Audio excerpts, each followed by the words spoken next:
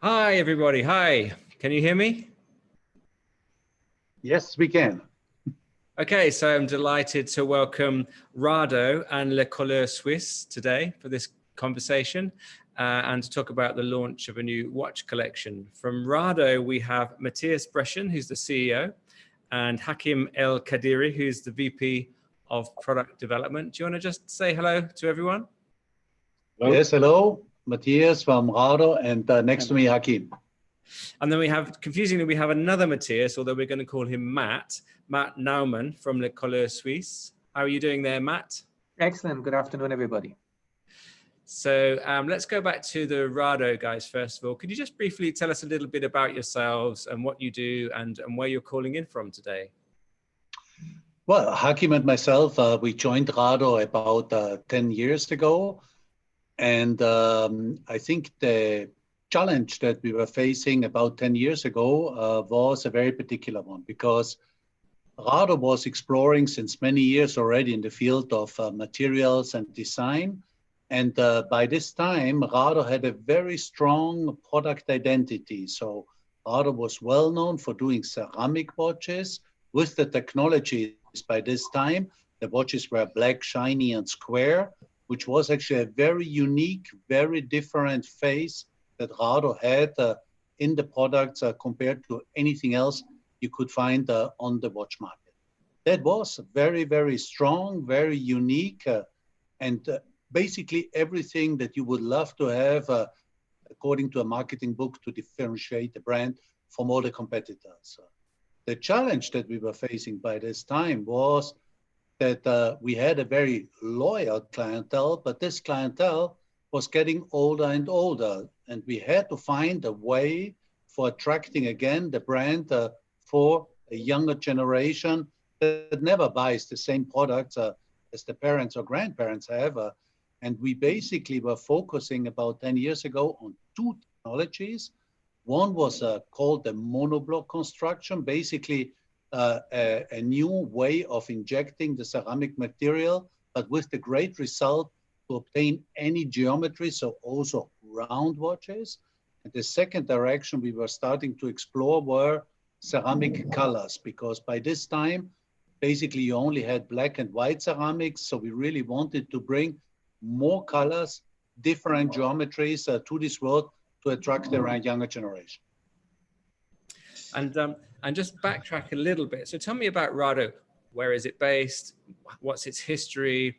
And how did it become known for its ceramic watches?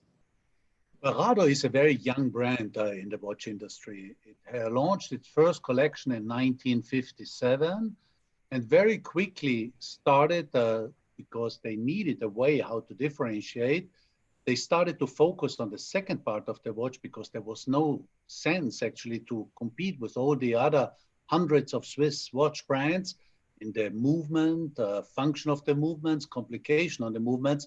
So they concentrated from the beginning on the second part of the watch, which was the housing. And of course, when you speak housing, you speak very quickly about materials and design. And Rado launched then in 1962 the first watch in hard metal that became immediately a big success, because thanks to its scratch resistancy, the product was unique because it kept all its beauty from the first day, even after many years.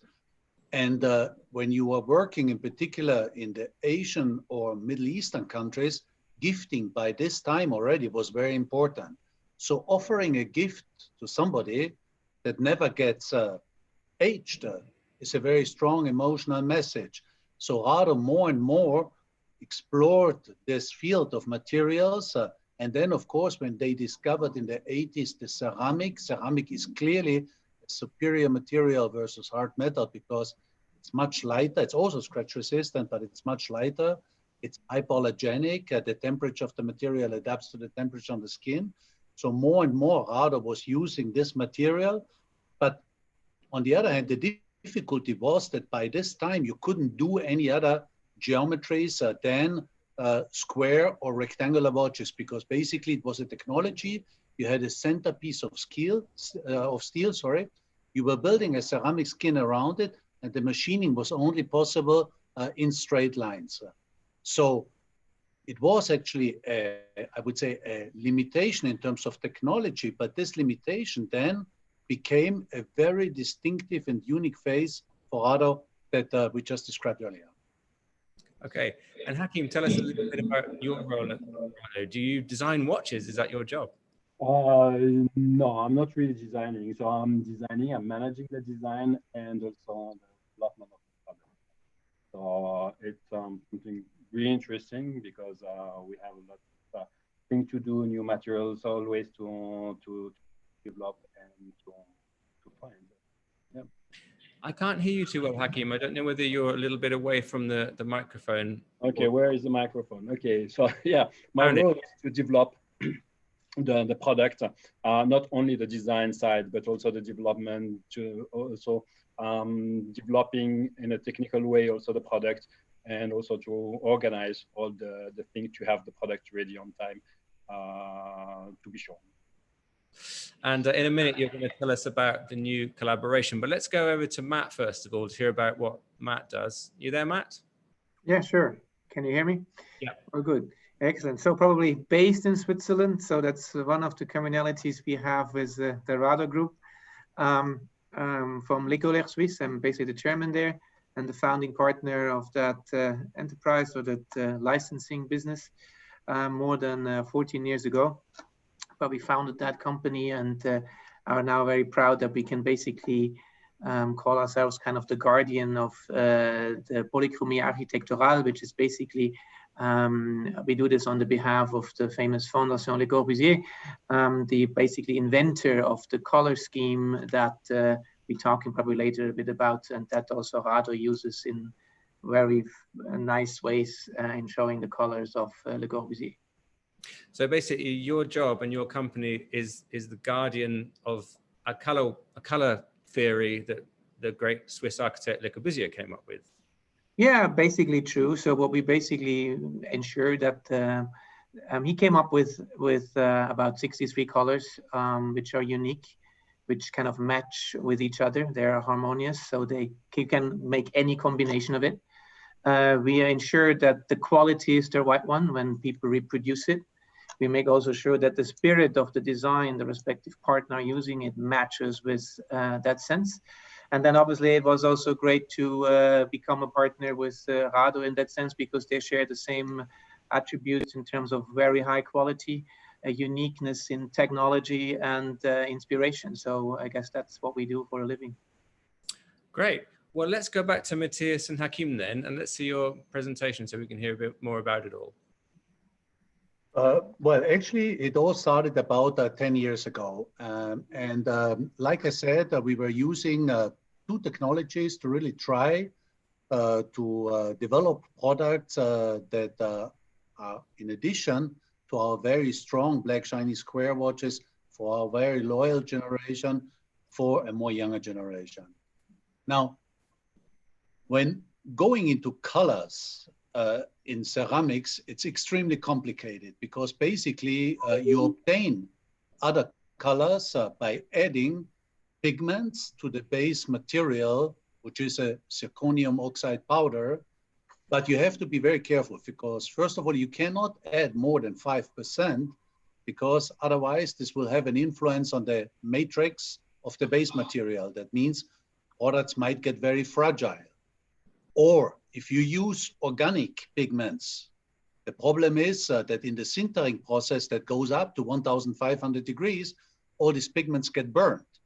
Some other pigments, like for example, arsenic, to get red, the material might get toxic. So it's very, very complicated to obtain different colors, and in particular also to obtain them exactly in the same shade over several production loads.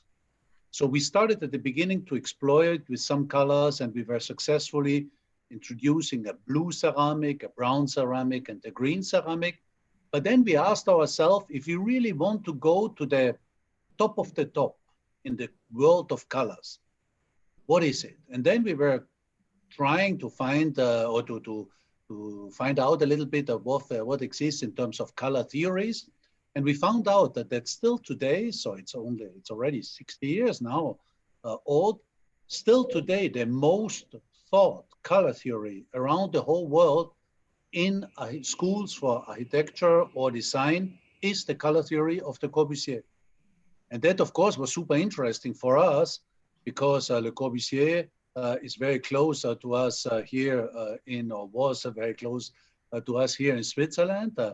And of course, it was very interesting because he had a color theory that maybe I let then Hakim to explain in detail, that really was very global. And that was actually then at the end a huge challenge for us to really fit the collection within this color theory. But Hakim, maybe you can tell more about it. Yeah, in fact, so the story started like this.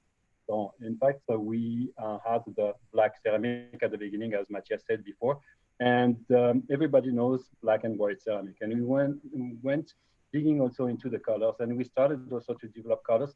I would say something like 8 years around. And the thing was, as Matthias said, to find a color theory. And we were looking also around us and where to find something that has a history and that is also close to our DNA. So means the design, architecture, the materiality. And a guy, Mr. Le Corbusier, was the master of the materials. He was also called like this. And in fact, he was also from a watchmaking family. And the idea was really to take his theory. And if you see on the screen now, we have the color chart. So there are 63 colors. So 63 colors, 43 of them were developed in 1931. And then we have 20 colors that were launched in 1959. That were the color theory.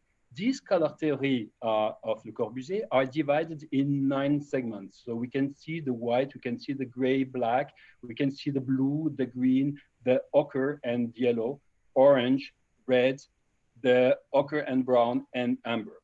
And our idea was to pick one color in each segment and to try to develop the color. As Matthias said before, it's really complicated because we have to find the pigment, and we have also to masterize totally the pigment to have the watch that is going to have the real color, the same color from the beginning to the end for all the batches that we are going to produce. So it's quite complicated to have it, but we have the 9 colors today.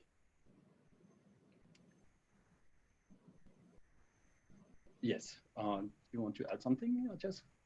Well, actually, no, it looks so simple when you have at the end this nice collection of the 9 colors, but we were really struggling during the development many times because of this extremely complicated production and manufacturing process also of doing ceramic. And then, of course, with little variation by adding different pigments to these base materials to get really at the end obtain this great result that we had at the past. And of course, the Couleurs Suisse, like you mentioned it before, Matt, you are actually here to supervise that all your partners are respecting, of course, the exact shade of the colors whenever developing products.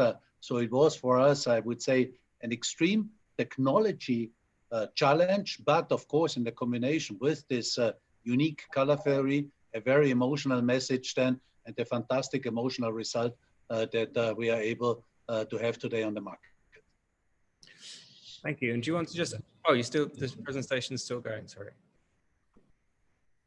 Well, that's actually what we show you here, but then some pop-up stores that we did in Geneva and Hong Kong, just to show one location that were really fantastic and a huge success in terms of setup, because it's extremely exciting, you know, not only to do colors for the sake of doing colors, but actually to meet the most important, most relevant color theory with a watch collection that was never achieved or was never achieved before by any other brands. So we were really happy to get there, and then of course making these pop-up stores with a very strong life or lifestyle environment. Here was also our presentation at the UK Design Junction. So we had a huge success with that already when presenting it in the first time. And now we are really able to bring it also in our stores and on e-com to sell this collection.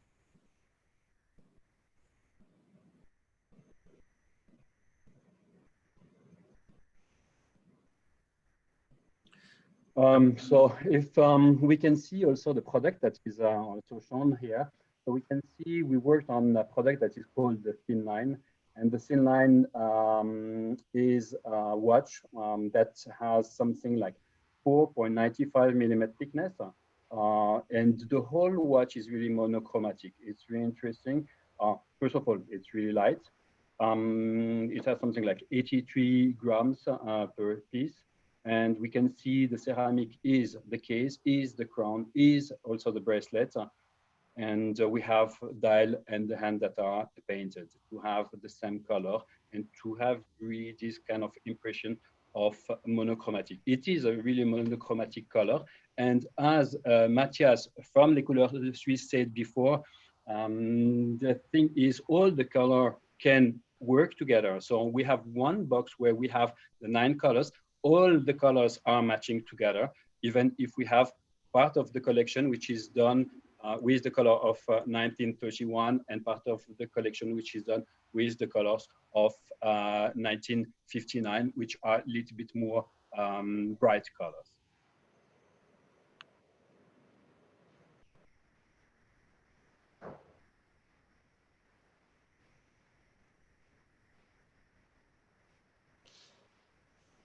Great. So were there any colors that you weren't able to make? Is the technology able to reproduce any color at all, or is there any kind of color zones that are just too difficult? We have a few colors that are really difficult. As Matthias said before, sometimes so you have the pigment that is burning at a lower temperature. So we have to reach the temperature of 1450 degrees. And we have also to be precise all the time. All the batches, they have really to get at the same temperature. But sometimes we have pigments that are burning. So we had to try different pigments. Of course, we know a bit, about all the pigments that can pass over the temperature, but some of the pigments are changing the color during the treatment. Some pigments are not changing the color. And after that, so we have to do a specific reheating of the process for 3 colors of the collection that we can also manage.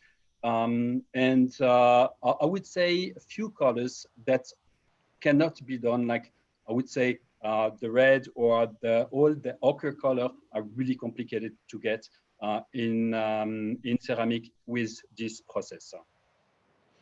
And you said at the beginning, Matthias, that Rado was looking for younger customers. So what kind of customers do you think will be attracted to these watches? So I think we are now moving with our whole collection in a direction. We are not speaking about any genders anymore. Our watches become genderless, they become ageless. And I think it's all about an affinity for a certain lifestyle. I mean, nobody buys today a watch anymore to read the time. You buy a watch because you make a statement about yourself. And this is, I think, even more true for men than for women because we have so little possibilities to express ourselves. Very often we are submitted to a very strict dress code. So a light shirt, a suit, and little possibilities or possibilities on us to make a personal statement. So the watch is a perfect accessory to do that. And I think when you have a collection in front of you of 9 different pieces, you really, whenever you get up in the morning and either you have today you have a business day, or you want to be a rebel, you want to be a diver, you want to be whatever, you will find the right choice in this whole collection. So I think it reflects very well also the future generation of how to buy watches. And these watches, when will they be available? Are they on sale now already, or will people have to wait a little bit? They are already on the market, so we are selling them already in a, I would say, selective number of stores around the world.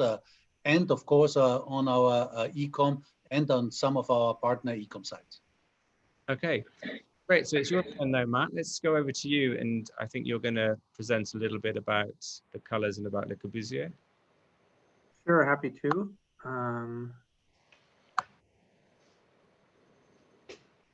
Work. Yep.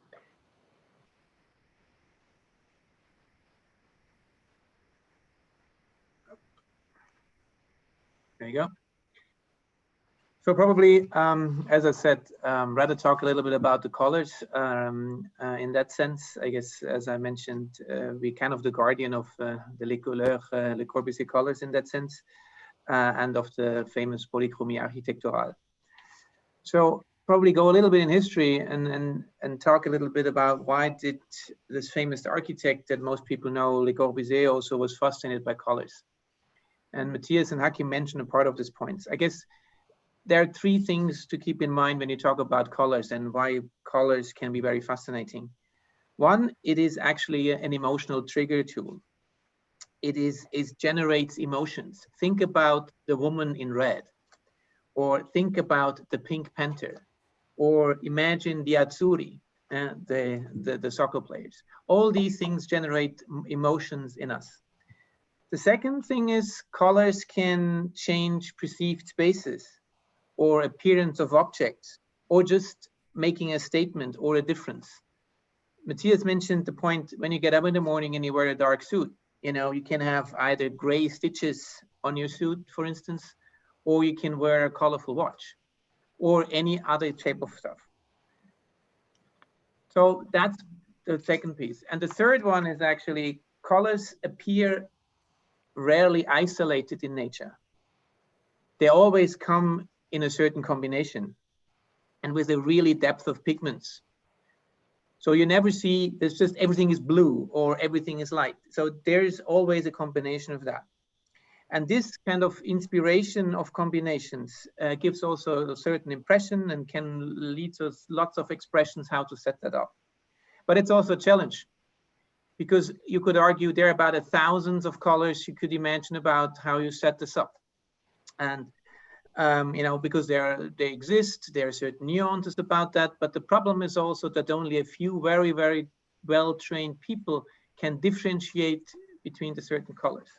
So that's why Le Corbusier actually came up based on these three facts with, I would say, his famous Polychromy Architectural. And that consists basically of 63 colors. Because these 63 colors, you basically have more than enough options to differentiate the respective things you want to put in the spotlight, or you want to put in the background, etc. And you can also combine all of these colors in a harmonic way, meaning all sets of combinations work. So you don't have to be afraid that you'd pick one color with another one out of that setup, and they won't match for the human eye. And thirdly, of course, the quality of that setup is driven by the nature, meaning they are very colors with a lot of pigments in it, meaning that gives them a certain depth and a certain texture, which again makes it then for reproduction a little bit more challenging than just putting 3 or 4 different pigments together and you get the color you look for. So I guess that's, from a history point, the setup. The challenge is now, or what did Le Corbusier did, like how to visualize this. Hakim mentioned, you know, there's a certain claviature des couleurs. So how do you actually see certain combinations? How does the eye see this? And he came up with such a thing as I'm showing here, which is called, as I said, the claviature des couleurs, which basically uses the colors and puts them into perspective. So you can actually see the different inspirations, and that's exactly also what Rado did when you look at the different shapes of the colors, and you can put them actually in similar frames and see the marvelous effects that come out with it if you get inspired by that. So, and obviously offers quite some, you know, possibilities to do that, some really emotional effects when you combine the red with the blue or the orange in whatever combination you can inspire for. Probably the last point on this one, when we talk about colors, is probably, as I said, it kind of modifies the space. It basically sees the difference, how the different walls look like. You can also put something in the center, or just little bit in the backlight, if you see the chair, for instance. Or you can also argue, like, you know, there's a certain emotional touch and sensitivity when you look at the rose clair, basically the main color of the wall you see in the front of the picture. I guess all these things play together in a fantastic way that has been developed in the early 1930s or late 1920s and are still valid. You know, we live color more than ever. If you look at what happened in the last 15, 20 years, and we are super glad that also Rado picked up on that. That's, you know, one of the major themes when you look in design, how that's been set up. Probably, you know, who uses them at the end? Is there any usage for that? And what do we do? I guess on one hand, I guess we have today, after these more than 12 years into it, I would say a global network of design-addicted partners that try to bring that heritage across and try to bring that combination across. Most of them, or basically all of them, have been able to win one or the other design award. So also, again, congratulations to Rado to win one of them as well. So that's super cool. Well done on that. And on the other hand, we are also kind of the guardian, as I mentioned earlier on. And, you know, I guess it's hard to say, but it takes about 6, sometimes 9 months until R&D comes up with the proper color match, because you need to kind of match exactly the same color as Le Corbusier kind of invented them and put them together in the early 30s.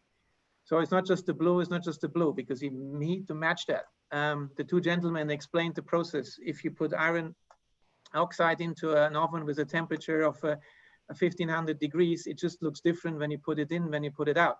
So getting this process really, really masterminded in that setup is really an art. And we're happy that you know, have Rado on our side in this particular case, and they were fully able to match that.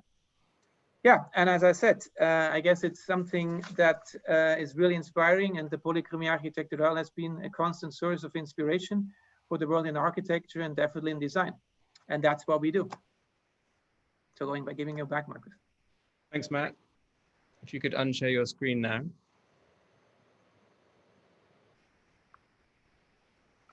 So at what point, when Le Corbusier developed these colors, at what stage was he in his career, and how did he use them? Did he use them in his paintings or his buildings, or everywhere? And were they used in particular controlled ways, or just sort of painted whole interiors with them?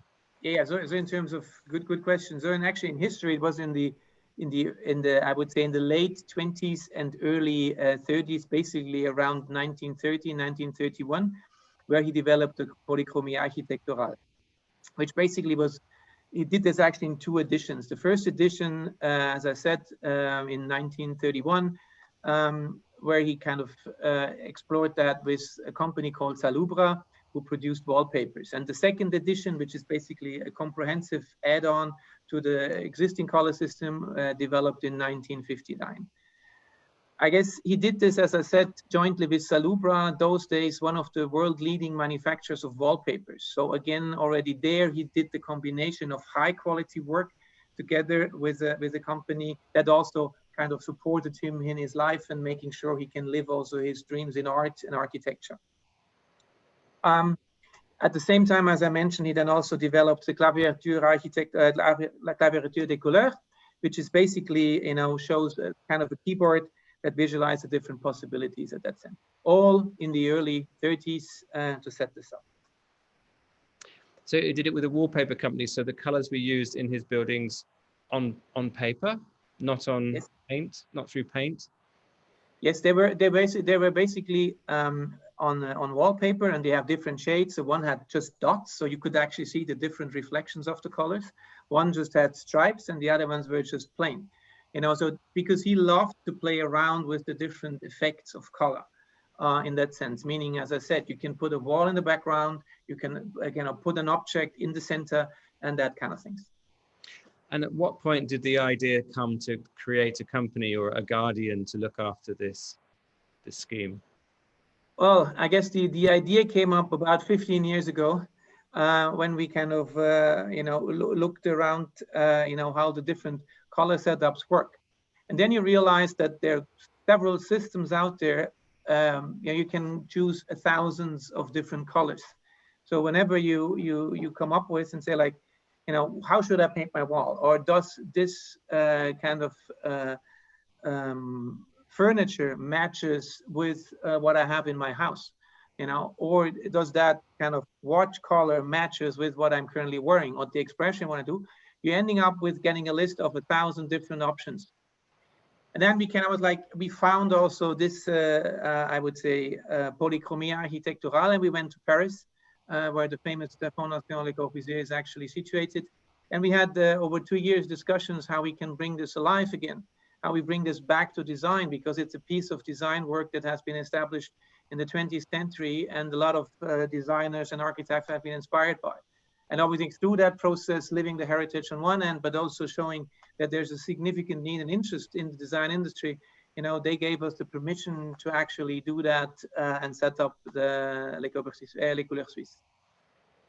And you showed in your presentation that you've licensed the colors to various brands. How do you choose which brands to work with? How did you choose to work with Rado and not another watch brand? Well, obviously, I mean, I guess Hakim already explained that a bit, but happy to elaborate. I mean, first, when you think like Le Corbusier and watches, that's the usual question, because not directly you jump on the color system. I guess there are lots of commonalities, I would say. On one end, obviously, La Chaux-de-Fonds is very close to Rado and also very close to where Le Corbusier was born. He worked as a young man in the watch industry on one hand, and all his father was in the watch industry. Remember, that was the days in the early 20s, you know, where people had to make a living out of that in that sense. And then I guess Rado convinced us with their idea of how to use these plain colors on one watch, which is a unique quality setup, to be able to do that. And to be also honest, it was, I guess, probably a little bit of an experiment for both of us to see if we can get this done. And I'm super proud today that Rado and these gentlemen made that work and have an exquisite quality setup, which is our main piece. So we need to make sure that the quality and the setup is the right one, that the name of the partners and the brands match, and then kind of don't dilute the overall aspiration. And that's a perfect match in that sense. Okay, if we can go back to Matthias and Hakim now. So presumably when Le Corbusier developed these colors, he was working with very different color technologies and materials than are available today.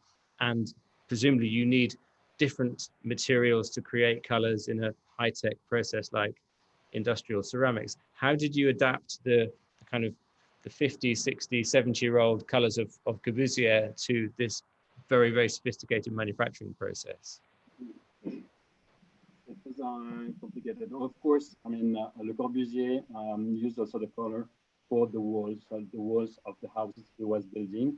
It was for giving an atmosphere also to the house. And usually what is complicated also to match, I mean, between the ceramic and the houses, usually the walls are matte. And what we have in terms of product, usually it's also glossy, polished for all the ceramic that we are developing. And in this specific case, so the idea, first of all, was, of course, to find the colors, but it is something that we were already working for already many years, for 8 years. And the main problem, I think, was also the aspect of the product. If you have something really shiny, polished, and then if you want to compare with the nuancier des couleurs du Corbusier, so you had a matte effect. And that was really a nightmare, really, to match the color, because if you have something that shines, so then you can be in any place, any room, the color will change, the color of the product will change. So then we had, first of all, also to adapt and to make the whole collection matte. That was one of the main points, really, to get the same color. Of course, the pigments are not the same. So some of the pigment that we are using for painting are old pigments, so they don't need to pass in a temperature of 1,450 degrees. So we are working in a totally different way. And after that, so we just have to adjust. We have to adjust all the parameters of the mix that we are going to have, and we have also to masterize all the parameters. You know, if you paint a wall or something like this, so then you have the colors and you can match the color. You can also do it roughly, but you will have one pot of painting that you are going to mix, and then you are going to find the color. In our case, so it's really complicated because you have to do your mix. You have to be really precise, and then you have to pass it into the oven. If you reach a temperature of 1,452 degrees, for instance, instead of 1,450 degrees, and if you keep the product also maybe 1 minute or 2 minutes longer in the oven, so you can also have the production that is gone. And then if you have a product like this, where you have all the link, I don't know if you can see that. So you have all the link, you have the case, and then you have maybe one product that is not going to cook at the right temperature. You will have a kind of harlequin color on the product. So it is something you have to masterize to make the right product and the right color. And I was going to ask if you had an example of the watch there. Could you hold that up again so we can have Yes, it? I can hold it again. So I'm just going to the screen. So here it's the orange color. And you can see here, so I wanted to express this also before. So it's also the thinness of the product. So it's one of the thinnest ceramic watch in the market. So that is the product. Is it just the face that's made of the ceramic or also the strap? So the whole case is made in ceramic, but also the bracelet is made also in ceramic. So all the link here are done in ceramic, the same color, the same material. So how many different pieces of ceramic are in each watch? So we have the case, we have the crown, and then so we have on each side something like 17 pieces, something like it will be 36 pieces altogether. And what is the scale of production? Are they made one at a time or 10 at a time or 999 in a time? How many watches can you fit in the oven? Not the whole lot. So, no. We have, depends if it's a case or if it's the bracelet. So each product, so we have probably a production of 100 cases or something like maybe 300 link for the bracelet. So we have, depending the size of the product, so that will change the quantity we have in the oven. And are all Rado watches made in the same oven at the same temperature, or do you have different? We have different oven for different colors. Yeah. Oh, so it changes the temperature and the length of time changes. No, we have to. I mean, the problem is sometimes so you have the color that is going to be deposited all over the oven, and then so if you use the different oven for the different colors, at the end you have the risk to get some pollution of the product, and at the end so you will get different colors or dots or something like this on the product, which is not acceptable by the wearer of the product. So how long did it take you to perfect all of these colors? It must have taken hundreds and hundreds of tests and trying again and changing the parameters a little bit. How long did it take? Yes, it took something like 8 years. So in fact, we were digging into the colors because we were known to develop the black ceramic, and then so we invented the white ceramic. And then at the end, so we started to do something like the brown, the blue, and the green color, but really the full color. So something really dark to have less discrepancy into the colors. And so all doing this, so we were trying already to develop the light color, like the pastel colors. So it was something like 8 years ago we started to develop colors. And why the numbers? So why did you choose to do 9 different colors? And why have you done 999 of each color? What is it about 9s? The 9 color is because we have the 9 groups. So I mean, that is the chart I showed before. And so we could have done a limited collection just to make something like concept watch. But the idea was to go up to 999 to show everyone that we can reach this number. So we can do that in a master production. It's not only one gesture to show that we reach a nice product. So the idea was really to show to everyone that Rado is masterizing ceramic, and we were able to manufacture a big bunch of Do you find that different customers, in different parts of the world, go for different colors? Do you imagine that these will be, I don't know, the brand will be more popular in some part of the world or a certain type of person? Or do you think people will buy all 9 of them? So you had like a presentation box with all of them.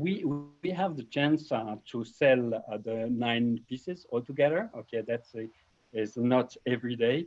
So we are selling the different colors, and we have colors that are the best-selling item all around the planet. So there is no specific place for different colors. I think this is kind of interesting thing to see that people are looking for the same product all around the planet, the same colors. And just go back to Matt again.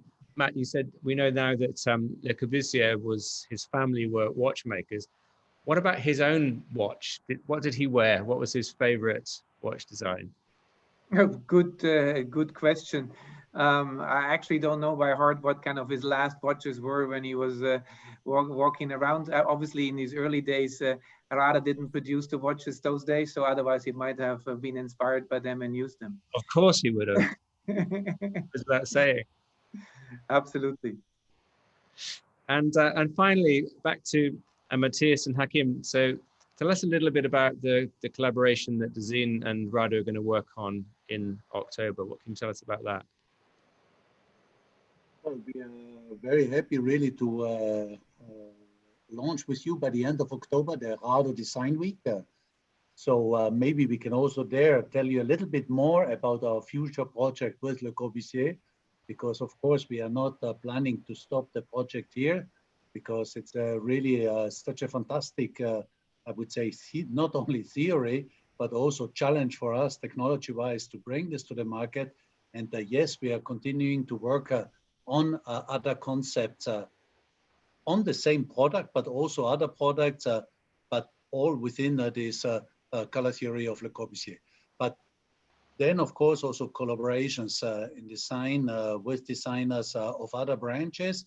So we are super happy really to join you and present together with you the Rado Design Week. It will be actually the first Rado Design Week end of October this year. That sounds really exciting. And can you tell us any more about the Design Week, or about why Rado is so interested in design and helping young designers? What's the collaboration? What's the connection between Rado and design? The collaboration between Rado and design is something that is not from today only. So Rado was doing pieces in hard metal. So at the beginning, the owner of the company, that was a long time ago, he wanted to have a watch that was unscratchable. Okay? Unscratchable, and then he worked with different companies all around the village we are working. And so here it's known for the tool industry, the machine industry, and they are using the hard metal. And then he started to develop the first watch in hard metal. The problem, the hard metal is really hard also to machine because it's used normally to cut the metal. And so then he had to work with designers, with engineers to develop the first Diastar Original, which has a shape that is really original, really special. And so the DNA of the brand was really connected to this watch. And after that, as Matthias said before, also to machine the hard metal or the ceramic brought us to have square watches. And then, so we received a lot of design prizes in the time. So that was already 20 years ago, because we were so specific, so different to all other brands. And from that, so we started the collaboration with the design, the price of design, and also working with designers. So for instance, so we had the project in 2009. We worked with Jasper Morrison, for instance. And in 2017, so we launched also a project developed by Konstantin Gricic. So we have a connection between design due to the material, due to the designer that worked with us. What is important to add is also whenever we make a collaboration with famous designers, it's not always about the geometry. We very much look also into different branches, basically find designers that were never using or never working on watches, but they have a very specific signature. Just one example. For example, a few years ago, we made a cooperation with a Japanese designer called Mr. Morinaga. And he was very well known for developing clothes where he was using a very special fabric with the effect when he was inside, the clothes were white. But when you were going outside with the UV influences, there were actually drawings or patterns that were appearing because of this very special fabric. And when we were entering together with him in a collaboration, we ended up in developing a watch that was using a photochromic glass. So when you were inside, like for the sunglasses, the glass was white and you could see the skeletal movement inside the watch. But when you were walking outside with the UV influence, the glass became very dark. So you could only see the hands, which actually also improved the readability of the time. And then again, when you were walking inside, the glass became light and you could see again the movement. So this is typically when somebody has a very strong signature for something else in a branch. This is very interesting for us then to try to find also a technology solution for the watch industry. And that shows that our collaboration with designers is never limited to geometries, but can be also linked to materials, to innovations, because all these innovations really was what brought Rado so much forward in the past 60 years, and what we definitely need also for the coming 60 years in order to be really competitive. Great. Well, it's been great chatting to you all. Looking forward to seeing what you're going to do next, and looking forward to working with you in October as well. Matthias, Matt, Hakim, thanks so much, and best wishes with the collection. Thank you very much, Marcus. Have a good evening. Have a good evening. Thank you very much.